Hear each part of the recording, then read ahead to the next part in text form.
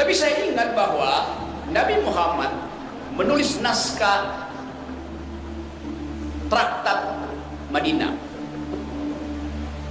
yang isinya adalah dalil tentang kesetaraan manusia, yang isinya adalah undangan persahabatan. Jadi sangat kontekstual yang diterangkan tadi oleh teman-teman, bahwa kita masuk di dalam upaya untuk merefleksikan gaya berpikir, gaya batin, gaya politik dari Nabi Muhammad. Jelas Nabi Muhammad adalah seorang politisi, jelas Nabi Muhammad adalah seorang negarawan, jelas Nabi Muhammad adalah pemimpin dunia, karena sesuatu yang diucapkan dari tahun abad ke-6, tahun 602 Masehi, sampai sekarang orang membaca kembali risalah sosiologis atau versi politik atau terjemahan hermeneutik dari ayat-ayat Quran, terutama tentang keadilan sosial. Sekarang ada keresahan di dunia ini, desain apa yang memungkinkan manusia hidup berdampingan dalam status keadilan sosial. Ada kapitalisme gagal, ada komunisme berbahaya. Orang masuk sekarang pada upaya untuk memikirkan jenis ekonomi, jenis transaksi sosial yang dasarnya adalah kesetaraan manusia. Orang pergi pada studi-studi baru tentang Islam, karena Islam adalah dokumen yang selesai, dokumen yang final, sebagai revelation, sebagai wahyu. Tidak ada interpretasi. Setelah itu, 1 tahun setelah meninggalnya Nabi, naskah itu selesai dan gak ada interpretasi lain tuh. Jadi orang melihat betul bahwa secara tekstual Quran itu memuat secara sempurna, secara lengkap seluruh bayangan manusia tentang kehidupan, kehidupan pribadi, kehidupan dengan alam, kehidupan dengan akhirat, dan kehidupan bernegara. Jadi saya menganggap bahwa ini ada satu dokumen sosial yang jadi acuan ketika dunia mengalami fata morgana, mengalami ilusi tentang masa depan. Itu yang memungkinkan. Saya belajar filsafat Islam cukup lama, 5-6 tahun, dan sekarang masih baca tuh. Tapi yang unik pada kita adalah kalau kita mau refleksi tentang apa sebetulnya nilai kepemimpinan leadership dari Nabi Muhammad. Apa leadershipnya? Fakta pertama adalah kepemimpinan beliau terus menjadi model dari sepertiga umat manusia. Banyak sekali itu. Kalau sekarang 9 miliar, ada 3 miliar orang secara statistik yang menganggap bahwa desain keadilan sosial ada pada Islam itu. Kita punya Pancasila, tapi itu adalah kesepakatan kewarganegaraan yang interpretasinya masih macam-macam itu. Jadi saya senang di sini karena kita mampu untuk mengucapkan kembali dalil-dalil itu. Dalil pertama yang saya tahu, dan saya kira bagian yang paling penting tadi adalah perintah untuk berjihad. Berjihad artinya mengucapkan kebaikan dan menyelenggarakan kebaikan. Berjihad artinya menghalangi keburukan dan mengupayakan tidak bertambahnya kejahatan. Itu pengertian saya. Tetapi negara sering menganggap jihad artinya kekerasan. Jadi negara buta huruf terhadap interpretasi sosiologis, interpretasi perdamaian yang diajarkan di dalam kitab suci Al-Quran. Saya membaca banyak verses itu. Kita sekarang ada di dalam upaya untuk memahami bagaimana mungkin kitab itu diturunkan pada seseorang yang buta huruf. Bagaimana mungkin kitab itu diajarkan dan diterima oleh sepertiga bangsa manusia? Artinya ada sesuatu yang sakral dan ada sesuatu yang masuk akal di dalam uraian-uraian tekstual Quran. Nah, bagian yang masuk akal ini yang bisa kita persoalkan. Mempersoalkan artinya membaca secara serius supaya kita bisa ambil saripati keadilan, saripati kebenaran, dan saripati kejujuran.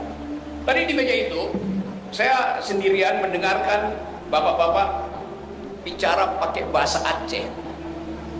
Saya nggak ngerti bahasa Aceh, tapi saya mengerti bahasa tubuh dari 6 orang yang sedang bicara di depan saya. Bahasa tubuh kejujuran, bahasa tubuh keberanian, bahasa tubuh kebenaran. Itu dalil kepemimpinan yang seharusnya jujur, benar, berani. Itu yang kita mau bandingkan dengan keadaan sekarang. Tidak jujur, tidak benar, tidak berani.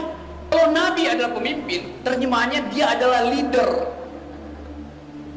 Seorang leader akan menuntun umatnya, warganya pergi pada harapan.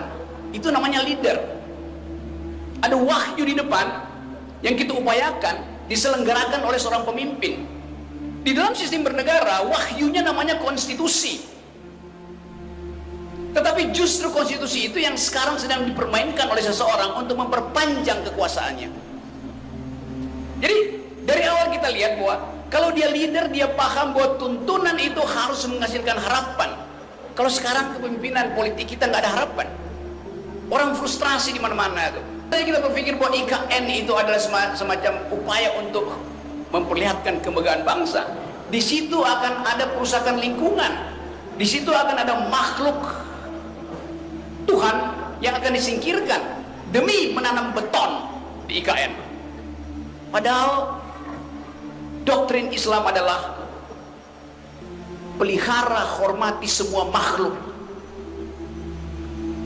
Jadi IKN itu tidak berbasis pada sosiologi Islamis yang memerintahkan manusia untuk saling bersahabat, bahkan bersahabat dengan makhluk. Kalau kita perluas pembicaraan ini, kita kehilangan kemampuan untuk membaca masa depan karena seolah keadilan sosial itu terhalang oleh kita. Doktrin sosial Islam adalah kesetaraan manusia, bahkan kesetaraan antar makhluk, penghormatan antar makhluk. Kita diminta untuk berlaku dalam perspektif mencintai itu, bukan memusuhi. Yang terjadi sekarang adalah pertarungan politik sama dengan pertarungan suku, sama dengan pertarungan etnis. Saya pernah membaca kuliah, sebut aja kuliah, atau khutbah terakhir, khutbah Nabi Muhammad terakhir. Ketika beliau mengatakan bahwa orang Arab tidak lebih tinggi dari orang Yahudi, orang Yahudi tidak lebih tinggi dari orang Barat, kulit hitam tidak lebih buruk dari kulit putih tidak lebih indah dari kulit hitam. Hal yang itu diucapkan 1300 tahun yang lalu, yang baru dipahami oleh Perserikatan Bangsa-Bangsa setelah Perang Dunia Kedua. Islam mendahului kesetaraan manusia. Nabi Muhammad dalam perspektif itu bukan seorang rasis pasti. Orang Aceh tidak lebih tinggi dari orang Jawa tidak boleh menganggap lebih tinggi dari orang Papua. Itu ajaran Islam. Itu kesetaraan manusia. Itu khutbah terakhir dari Nabi Muhammad. Saya mengingatkan itu pada para pemimpin untuk pergi kembali pada moral code dari hal-hal yang sifatnya teologis, yang hanya mungkin dipahami kalau orang punya kecerdasan, orang punya akal sehat. Dan memang Quran diturunkan ke wilayah kedunguan ketika masyarakat Arab mengalami pensoliman karena otak tidak dikembangkan. Itu yang menyebabkan ayat pertama adalah baca. Kan itu isi pertama, dalil pertama dari Quran. Baca, belajar, pikir, ikro. Bukan kerja. Jadi kalau kita memakai paradigma itu, bagian sosiologis, tentu saya tidak bisa bicara bagian akidah, bagian teologis, tapi saya paham sosiologi Islam itu. Semua agama ada dimensi esoteris, ada dimensi eksoteris. Esoteris itu bagian batin yang hanya mungkin dialami ketika orang ada pada kesusukan individual. Ketika dia kusuk, dia mengalami gejala esoteris, fenomena esoteris, berupaya untuk menyatukan batin dengan alam semesta dan dengan pencipta alam semesta. Bagian yang rahasia dari manusia yang kita sebut iman itu. Tapi ada bagian yang eksoteris, pakai X bukan S. Itu bagian kemasyarakatan, bagian yang bisa kita akses bersama-sama. Jadi nanti Orang akan mempersoalkan kenapa Rocky Gerung non-muslim bicara di dalam forum Maulid Nabi. Karena mereka tidak paham bahwa agama itu ada bagian esoteris, di mana persahabatan manusia itu diikat oleh janji kebenaran, janji keberanian, janji keadilan.